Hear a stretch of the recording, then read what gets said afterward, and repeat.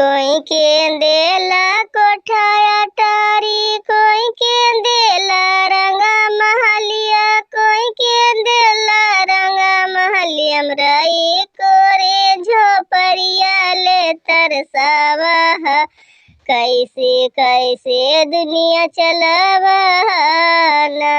शिव गुरु एको रे झोपड़िया ले तरसावा है, कैसे दुनिया चलावन।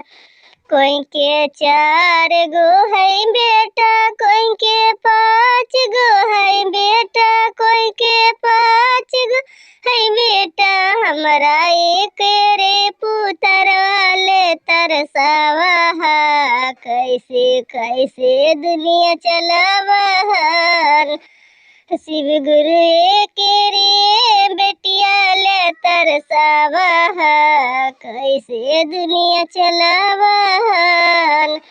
कोई के 4 गो है भैया, कोई के 5 गो है भैया, कोई के 5 गो है भैया।